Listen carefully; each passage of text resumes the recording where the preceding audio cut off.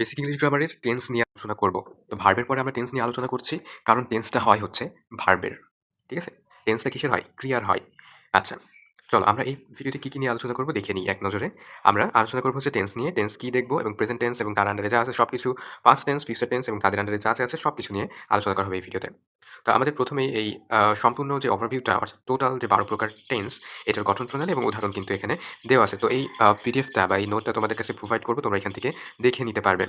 আচ্ছা, এখানে দেখো কিছু সংক্ষিপ্ত ফর্ম দেওয়া আছে। V1 মানে আমরা কি বুঝি? ভার্বের বেস ফর্ম মানে আমাদের যে ফর্মুলাটা, ওই ফর্মুলাটা ইউজ করতে হলে আমাদের এই সব বিষয়গুলা আ মাথায় রাখা লাগবে। তারপর ভার্বের সাথে s/s যোগ মানে হচ্ছে V1 বা ভার্বের সাথে s/s যোগ।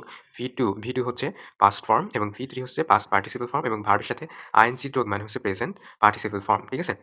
V1 কি তাহলে? ভার্বের বেস ফর্ম। V2 হচ্ছে ভার্বের V2 মানে ভার্বের পাস্ট ফর্ম, V3 মানে ভার্বের পাস্ট পার্টিসিপল ফর্ম এবং VING মানে হচ্ছে ভার্বের প্রেজেন্ট পার্টিসিপল। তো এইগুলো নিয়ে আমরা কিন্তু পূর্বে আলোচনা করেছি। আমরা ভার্বালসে আমরা কিন্তু অলরেডি আলোচনা করেছি যে ভার্বের কি রূপ হতে পারে।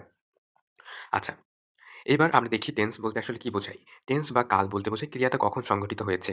অর্থাৎ ভার্বের সময়টাই হচ্ছে টেন্স। ক্রিয়াটা কখন সম্পন্ন হয়েছে এটাই হচ্ছে টেন্স। যেমন হচ্ছে প্রেজেন্ট টেন্স, পাস্ট টেন্স এবং হচ্ছে ফিউচার টেন্স। এই ৩ ধরনের টেন্স দ্বারা আমরা টেন্সকে বুঝে থাকি। ওকে, তো প্রত্যেকটা টেন্সের আন্ডারে আবার এই ৪ প্রকার টেন্স কিন্তু আছে। একটা হচ্ছে uh indefinite tense, continuous tense, perfect tense এবং পারফেক্ট কন্টিনিউয়াস টেন্স। ঠিক আছে? প্রত্যেকটা টেন্সের আন্ডারে আবার ৪ প্রকার আছে। অর্থাৎ present simple, present continuous, present perfect continuous, এইভাবে টোটাল ১২ টা টেন্স কিন্তু রয়েছে, পাস্ট এবং ফিউচার সহ। ঠিক আছে? আচ্ছা, এবার আমরা ১ম এ দেখব প্রেজেন্ট টেন্স কাকে বলে? প্রেজেন্ট টেন্স বলতে বোঝায় বর্তমানে যে কাজ সম্পন্ন হচ্ছে। এটা হচ্ছে প্রেজেন্ট টেন্স। বর্তমানে যে কাজটা ঘটছে সেটাই present tense. Present simple tense বলতে বোঝায় বর্তমানে যে সাধারণ ভাবে ঘটে, অভ্যাসগতভাবে ঘটে। ঠিক আছে?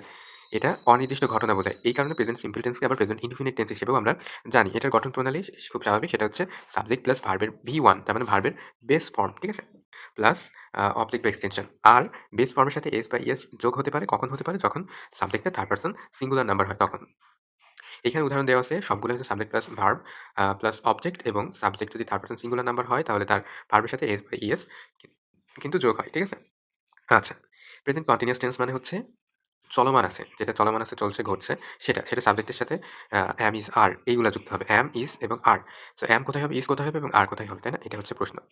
এবং ভার্বের সাথে ing যোগ মানে হচ্ছে প্রেজেন্ট পার্টিসিপল, যে ফর্মটা আমরা শিখে এসেছি সেইটা, এবং অবজেক্ট বা বাকি অংশটা। তো subject plus am, subject plus am, is, are plus ভার্বের সাথে ing প্লাস অবজেক্ট বা এক্সটেনশন, বাকি অংশটা। ঠিক আছে? সো এখানে আমরা দেখতে পাচ্ছি যে am এইটা কিসের সাথে হয়? এটা শুধুমাত্র ফার্স্ট পারসন সিঙ্গুলার নাম্বারের ক্ষেত্রে হয়। am টা শুধু ফার্স্ট পারসন সিঙ্গুলার নাম্বার মানে I এর সাথে হয়। আর আম is এটা হয় হচ্ছে থার্ড পারসন সিঙ্গুলার নাম্বারের ক্ষেত্রে, এবং আর হয় বাকি সকল ক্ষেত্রে। বুঝা গেছে? দেখো, is থার্ড পারসন সিঙ্গুলার নাম্বারের ক্ষেত্রে, আর অন্য সকল ক্ষেত্রে হয় হচ্ছে আর। তারপর প্রেজেন্ট পারফেক্ট টেন্স মানে হচ্ছে এইমাত্র কাজটা শেষ হয়েছে। ঠিক আছে? কিন্তু তার ফলাফল এখনো বিদ্যমান আছে। এরকম যদি বোঝায়। Subject plus have has plus ভার্বের V3 বা পাস্ট পার্টিসিপল ফর্ম। আমরা কিন্তু ফর্মগুলা অলরেডি পূর্বের ভিডিওতে দেখে এসেছি ভার্বের বিভিন্ন ফর্মসে। ওকে, তো সাবজেক্ট যদি থার্ড পারসন সিঙ্গুলার নাম্বার হয় তাহলে কেবল হ্যাজ বসে এবং অন্যান্য সকল ক্ষেত্রে হ্যাভ বসে। মনে থাকবে? Third person singular number. তার মানে হি, শি, ইট যদি এগুলো হয় তাহলে হ্যাজ বসবে। পারফেক্ট কন্টিনিউয়াস মানে হচ্ছে অতীতে শুরু হয়ে বর্তমানেও চলছে বা ঘটছে, এরকম বোঝালে। সাবজেক্ট প্লাস হ্যাভ হ্যাজ এর সাথে বিন প্লাস ভার্বের সাথে ING plus object plus extension, আর এখানে থাকবে কি সিন্স বা ফর। সিন্স দ্বারা বোঝাই হচ্ছে নির্দিষ্ট সময় শুরু, মানে কখন থেকে শুরু হয়েছে। ফর দ্বারা বোঝাই হচ্ছে কত সময় ধরে শুরু হয়েছে বা কত সময় ধরে চলছে। সিন্স দ্বারা বোঝাই হচ্ছে কতটুকু সময়কাল ধরে চলছে। ঠিক আছে? ওয়েল, এইবার আমরা দেখি পাস্ট ফর্ম। পাস্ট ফর্ম মানে হচ্ছে যে কাজ অতীতে কোনো কাজ যদি ঘটেছিল বা হয়েছিল এরকম যদি বোঝায় তাহলে সেটা পাস্ট ফর্ম। আর সিম্পল টেন্স মানে কি বোঝায়? সাবজেক্ট প্লাস ভার্বের কোন ফর্ম হবে? অবশ্যই V2 বা পাস্ট ফর্ম হবে এবং অবজেক্ট বা এক্সটেনশন হবে। তো আমরা এখানে দেখি, আমরা এখানে দেখেছি যে উদাহরণ সাবজেক্ট প্লাস ভার্বের V2, এদের সবগুলো কিন্তু ভার্বের পাস্ট ফর্ম। তো পাস্ট ফর্ম দেখে আমরা বুঝতে পারবো যে ওইটা পাস্ট টেন্সে রয়েছে। তারপর প্রেজেন্ট পাস্ট কন্টিনিউয়াস মানে কি বোঝায়? Subject plus was wire plus ভার্বের সাথে আইএনজি প্লাস অবজেক্ট। ঠিক আছে? ওয়াজ কোথায় হয়? সাবজেক্ট যদি আই, হি, শি, ইট অথবা একবচন কোনো নাউন হয় তাহলে সেটা ওয়াজ হবে। ঠিক আছে? এবং অন্যান্য সকল ক্ষেত্রে ওয়্যার হবে। তাহলে কোন ক্ষেত্রে ওয়াজ হবে? আই, হি, শি, ইট বা একবচন কোনো যদি নাউন হয়, ঠিক আছে? তাহলে ওয়াজ হবে, এবং বাকি সকল ক্ষেত্রে ওয়্যার হবে। I was reading a book when he came. ঠিক আছে? একটা পাস্ট ইনডিফিনিট টেন্স এবং একটা past continuous tense. They were playing in the field at 5 PM yesterday. It was raining heavily. তো সবগুলোই হচ্ছে পাস্ট কন্টিনিউয়াস টেন্স, এবং কোথায় ওয়াজ বসে কোথায় ওয়্যার বসে আই হোপ ক্লিয়ার। তারপর পাস্ট পারফেক্ট টেন্স বলতে বোঝায় অতীতে ২ টা কাজ ঘটলে, ঠিক আছে? যেটি আগে ঘটেছিল তাকে পাস্ট পারফেক্ট টেন্স বলে এবং যেটি পরে ঘটেছিল সেটা পাস্ট সিম্পল টেন্স বলে। তার মানে অতীতে মনে করো যেকোনো ২ টা কাজ ঘটেছে। তুলনামূলকভাবে যেটি আগে ঘটেছে সেটা হচ্ছে পাস্ট পারফেক্ট টেন্স এবং যেটি পরে ঘটেছে সেটা পাস্ট সিম্পল টেন্স। তো গঠন কেমন হবে? সাবজেক্ট প্লাস হ্যাড প্লাস ভার্বের V3, ঠিক আছে? সাবজেক্ট প্লাস হ্যাড প্লাস ভার্বের V3 এই ফর্মটা কিন্তু এখানে হবে। তারপর the the patient had died before the doctor came. I had finished my work before you arrived. They had left before we reached the station. ঠিক আছে? এখানে had সবগুলোর সাথেই কিন্তু had ব্যবহৃত হবে পাস্ট ফর্মে, ঠিক আছে? এটা একটা সুবিধা। তো এখানে কোনো বিকল্প নেই। এখানে শুধুমাত্র had হবে পাস্ট পারফেক্ট টেন্সে এবং ভার্বের পাস্ট পার্টিসিপল ফর্ম এবং যদি বিফোর হয়, বিফোর এর আগেরটা হবে কি? বিফোর মানে আগে, তাই না? বিফোর এর আগেরটা হবে পাস্ট পারফেক্ট টেন্স এবং পরেরটা হবে পাস্ট ইনডিফিনিট টেন্স। ঠিক আছে? বিফোর এর আগে হবে পাস্ট পারফেক্ট টেন্স এবং পরে হবে পাস্ট ইনডিফিনিট টেন্স। ঠিক আছে? আর আফটার হলে আফটার এর পরে হবে পাস্ট পারফেক্ট টেন্স এবং আগে হবে পাস্ট ইনডিফিনিট টেন্স। আর কন্টিনিউয়াস এর ক্ষেত্রে দেখো subject plus had been plus ভার্বের সাথে আইএনজি প্লাস অবজেক্ট এক্সটেনশন। ঠিক আছে? এসএমএস প্রেজেন্ট টেন্সের মতোই। তো এখানে ফর 2 আওয়ার এটা দ্বারা বোঝায়, ফর বলতে বোঝায় যে কতক্ষণ যাবত হয়েছে সেটা বোঝায়। আর সিন্স দ্বারা বোঝায় যে কখন থেকে শুরু হয়েছে। ঠিক আছে? কখন থেকে চলমান এই পয়েন্ট অফ টাইম বোঝায় আর ফর দ্বারা বোঝায় পিরিয়ড অফ টাইম। ঠিক আছে?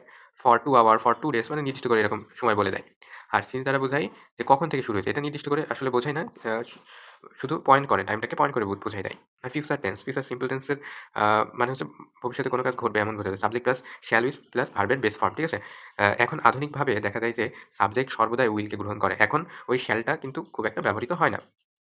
ঠিক আছে? I will go to Dhaka tomorrow. I will write a letter. They will visit us next day.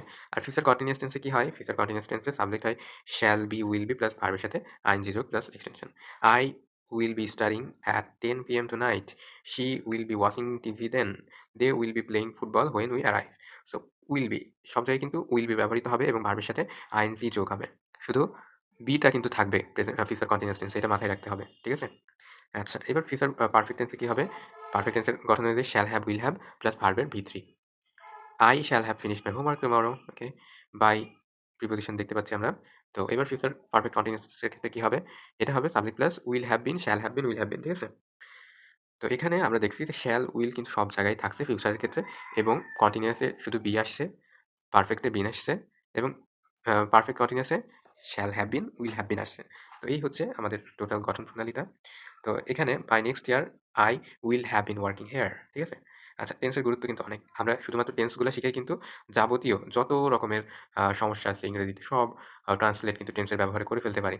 এবার সেন্টেন্স টাইপ অনুযায়ী টেন্সের ব্যবহার যদি আমরা করতে পারি তাহলে আমরা বুঝতে পারবো যে বিভিন্ন সেন্টেন্স টাইপের বিভিন্ন টেন্স কিভাবে হয়। তো তার জন্য আমি রিকমেন্ড করব আমার ভিডিও ডেসক্রিপশনে থাকা এই নোটটি ডাউনলোড করে নাও এবং পড়ো এবং সেটাকে তোমার খাতাতে নোট করো।